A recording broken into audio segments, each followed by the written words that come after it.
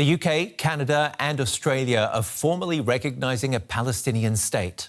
Pressure is growing on Israel to end the war in Gaza in the run-up to next week's United Nations General Assembly, despite strong opposition from Israel and the US.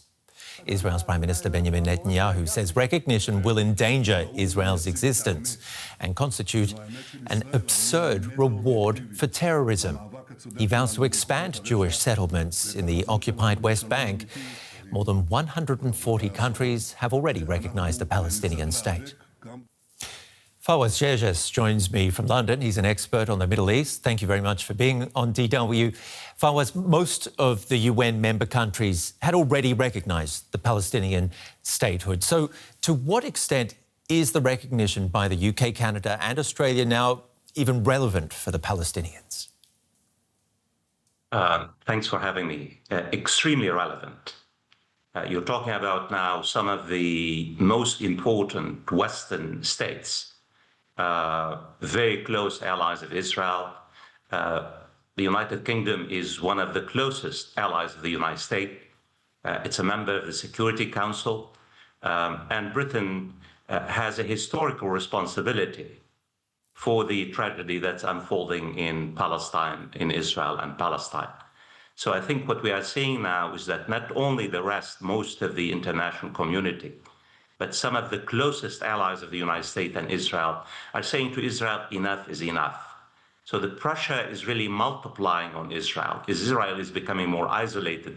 And I think the larger point, even some of America's closest allies are breaking up with the United States. They're saying they no longer really believe that the United States could really basically make a difference in the peace process between Israel and the Palestinians. So you're saying this is basically the only way to put pressure on Israel, because, I mean, couldn't this backfire? Israel is saying that this is in some way rewarding terrorism. Well, I mean, look, I could understand the Israeli claim if Israel had ever said that Israel supports a Palestinian state. In fact, Benjamin Netanyahu has made it very clear in the past 30 years, not just since October the 7th, that basically he fundamentally opposes the creation of a Palestinian state. In fact, he has made it very clear as part of his really lifetime political legacy to bury the idea of a Palestinian state. He is on record. And most of the Israeli politicians, including the opposition, voted against a Palestinian state. In fact, we cannot really understand why Britain and Canada and Australia and Belgium and Norway and Spain and Ireland, why they really now have decided to basically recognize the state of Palestine without understanding that they are terrified that the Israeli government is basically racing against time in order to destroy the principle of a two-state solution, to build more settlement, to divide the occupied West Bank from East Jerusalem, and basically create a de facto on the ground against the establishment of a Palestinian state. That's something I wanted to bring up with you. Far-right ministers are calling for the quick annexation of the occupied West Bank in Israel. So do you think Israel, I mean, it's pushing in the opposite direction right now. Where does that put Palestinian statehood in all reality? Well, the reality is, I mean, the Palestinian state now, I mean, most of the international community recognizes the state of Palestine, with the exception of the United States and Germany and Italy, even though the pressure is really now mounting in Italy for the recognition of the Palestinian state.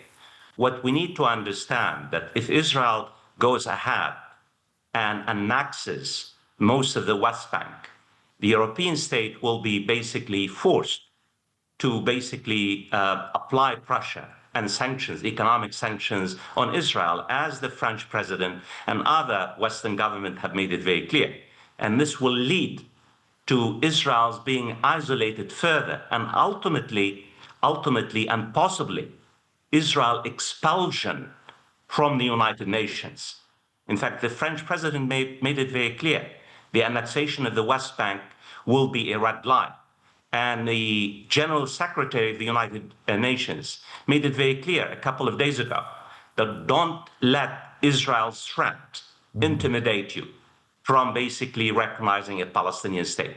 So what we're seeing now is that Israel is becoming really more and more of a pariah state. And this is very serious stuff. You're talking about the United Kingdom, Australia, Canada, some of the closest, and Norway, some of the closest allies of Israel. This tells you what Israel is today. It's really swimming against the tide of history and the tide of some of its most important Western allies. OK, so these far-right ministers in Israel are not doing themselves any favours, but what these Western countries are doing in recognising a Palestinian state, how far is that going to get the Palestinians? Because before any negotiations on a possible state for Palestinians even begin, the war in Gaza needs to end.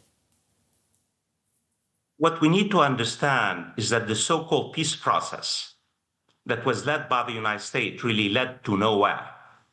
Because what Israel has been trying to do since 1993, the Oslo Accord, the peace process between Israel and the Palestinians, Israel has been really building more and more settlements. In fact, just now, Benjamin Netanyahu has made it very clear, there will never be a Palestinian state. He said, quote unquote, we doubled the population of Jewish settlers on the West Bank and Gaza, and we will continue on this particular path. So what we have been seeing in the past 20 or 30 years is that Israel is creating facts on the ground and destroying the very principle of a two-state solution. And that's why what you have now is the momentum by most of the Western states, because they realized time is running out and Israel is really moving ahead in order to destroy whatever remains of a two-state solution, the chance of a two-state solution. And the fact is, what we need to take into account, if a Palestinian state is not established, if Israel basically continues its military occupation of Palestine, what you're going to have is a forever war, a forever war. And that's really what worries the British and the French and the Canadians and the Australians and most of the Western world at this particular moment. Well, the conflict itself has been going on for a very long time, hasn't it? Fawaz, Gerges, Middle East expert, thank you very much for chiming in. Thanks. And for more on Canada's decision to also recognize a Palestinian state, I'm now joined by DW correspondent Misha Komadowski in New York. Misha, what more can you tell us about the decision from Canada? Well, Prime Minister Mark Carney's office said Hamas's attacks and Israel's policies have basically eroded hopes for peace, blaming Hamas for terrorizing Israelis and oppressing Palestinians, and Israel's government for trying to block Palestinian statehood. Canada's recognition depends on the Palestinian Authority carrying out reforms, holding elections without Hamas in 2026. It's to be determined if it's going to be possible, and committing to demilitarization. Carney will discuss the move with the world leaders at the UN General Assembly here in New York this week. And another question here is, why now? Well, the answer is Canada chose now because it sees the two-state solution slipping away under Prime Minister Netanyahu, while Hamas's brutality makes empowering the Palestinian Authority quite urgent. And the recognition is framed as a defensive move, if I may, to salvage peace prospects, not as a reward for violence. And Canada is moving with allies to ensure it's seen as a part of a global pivot, not an isolated break here. And for decades, as we know, Ottawa, like Washington and most of the Western allies, conditioned recognition of Palestine on direct talks with Israel. But the Canadian statement essentially admits those talks are no longer viable. DW correspondent Misha Komadowski there in New York. Thank you, Misha.